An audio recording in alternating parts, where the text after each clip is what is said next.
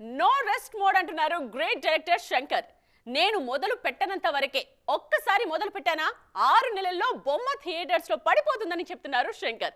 ఇంతకీ ఏ బొమ్మ అంటున్నారా?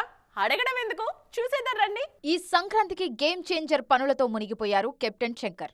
జనవరి 10న గేమ్ చేంజర్ రిలీజ్ అయ్యాక కాస్త రిలీఫ్ అయ్యారు. థియేటర్లలో అవుట్పుట్ చూసుకున్న తర్వాత తన మనసులోని మాటలను జనాల ముందు చెప్పేశారు. గేమ్ చేంజర్ డ్యూరేషన్ గురించి మాత్రమే కాదు, రీసెంట్ ఇంటర్వ్యూలలో ఇండియన్ 3 గురించి కూడా డీటెయిల్స్ చెప్పేస్తున్నారు శంకర్. ఇండియన్ 3ని జస్ట్ అలా మొదలు పెడితే ఇలా 6 నెలల్లో థియేటర్లలో చూసుకోవచ్చన్నది శంకర్ దగ్గరున్న క్లారిటీ. ఇండియన్ 2 షూట్ టైంలోనే పార్ట్ 3ని కూడా తెరకెక్కించేశారు శంకర్. నిడివి పెరగడంతో థర్డ్ పార్ట్ రిలీజ్ చేయాలన్నది అప్పట్లో ప్లాన్. థర్డ్ పార్ట్ కోసం గ్రాఫిక్స్ పనులు మిగిలి ఉన్నాయన్నది టీం నుంచి వినిపిస్తున్న మాట.